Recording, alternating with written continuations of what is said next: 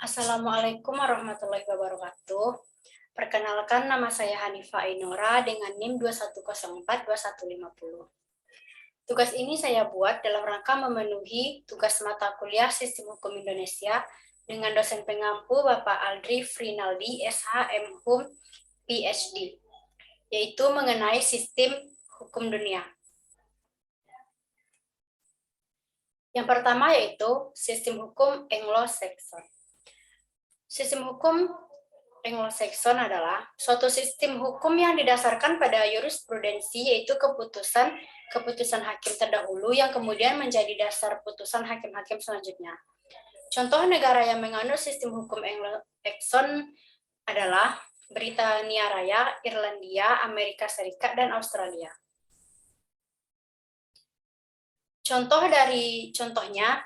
Salah satu contoh dari sistem hukum Anglo-Saxon di Indonesia adalah asas hukum adat yang dibuat dalam aturan tertulis. Contoh sistem hukum Anglo-Saxon juga dapat dilihat pada hukum hasil keputusan hakim di suatu pengadilan. Yang kedua yaitu sistem hukum Eropa kontinental.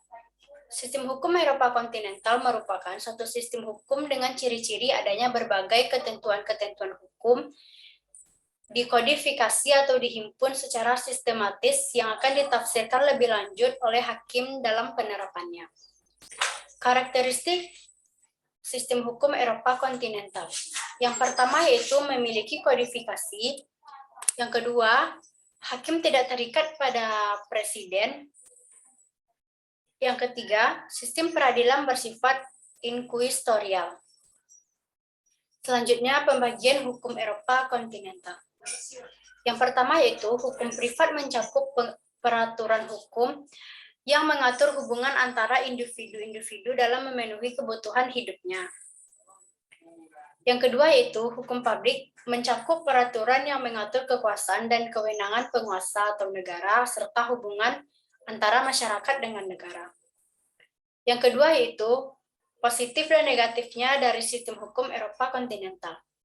Positifnya itu, hampir semua aspek kehidupan masyarakat serta sengketa yang terjadi telah diatur dalam undang-undang atau hukum tertulis, sehingga kasus yang terjadi dapat diselesaikan dengan mudah. Selain itu, adanya berbagai jenis hukum tertulis akan lebih menjamin adanya kepastian hukum dalam proses penyelesaiannya. Negatifnya yaitu, tidak adanya undang-undang yang mengatur kasus-kasus yang timbul sebagai akibat dari kemajuan zaman dan peradaban manusia, sehingga kasus tersebut tidak dapat diselesaikan di pengadilan. Selanjutnya yaitu sistem hukum Islam. Sistem hukum Islam berasal dari Arab, kemudian berkembang ke negara Asia, Afrika, Eropa, Amerika, yang secara individual maupun secara kelompok. Selanjutnya mengenai sumber hukum Islam. Yang pertama yaitu Al-Quran yang merupakan kitab suci agama Islam. Yang kedua, Sunnah yang merupakan cerita atau cara hidup Nabi. Yang ketiga, Ijma yang merupakan kesepakatan para ulama. Dan selanjutnya yaitu Qiyas yang merupakan analogi yang dalam mencari sebanyak mungkin persamaan antara dua kejadian. Selanjutnya yaitu ciri khas hukum Islam. Yang pertama, bersumber pada Al-Quran, Sunnah, dan Ijtihad. Yang kedua, ketentuannya didasarkan pada akhlak dan agama. Yang ketiga, sanksi terhadap pelanggarannya adalah rangkap, yakni di dunia dan di akhirat. Selanjutnya, bertujuan untuk ketentraman dunia dan akhirat.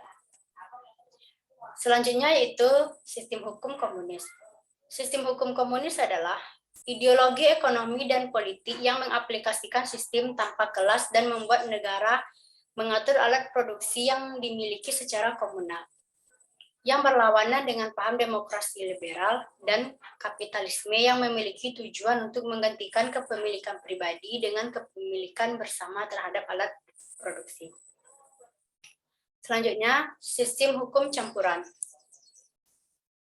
Sistem hukum campuran merujuk pada kombinasi berbagai elemen hukum legal yang telah dipaparkan di atas. Hukum campuran juga dikenal dengan sebutan hukum pluralistik, yang menggabungkan beberapa sistem legal seperti hukum sipil, hukum adat, dan hukum agama. Hukum campuran kerap ditemukan di negara bekas jajahan yang selepas kemerdekaannya masih mempertahankan beberapa elemen hukum kolonial dan menyesuaikannya dengan konteks masyarakat saat itu. Selanjutnya yaitu sistem hukum yang dianut Indonesia. Sistem hukum di Indonesia menganut sistem hukum Eropa kontinental atau civil law yang dapat dilihat dari sejarah politik hukum, sumber hukum, maupun sistem penegakan hukumnya. Struktur hukum di Indonesia. Struktur hukum menyangkut aparat penegak hukum. Substansi hukum meliputi perangkat perundang-undangan yang budaya hukum merupakan hukum yang hidup atau living law yang dianut dalam suatu masyarakat. Struktur hukum atau legal struktur merupakan institusialisasi dan entitas-entitas hukum. Sebagai contoh adalah struktur kekuasaan pengadilan di Indonesia yang terdiri dari pengadilan tingkat 1, pengadilan banding, dan pengadilan tingkat kasasi, dan jumlah hakim serta integrated justice system. Baiklah, hanya itu yang dapat saya jelaskan. Salah dan janggal saya mohon maaf. Wassalamualaikum warahmatullahi wabarakatuh.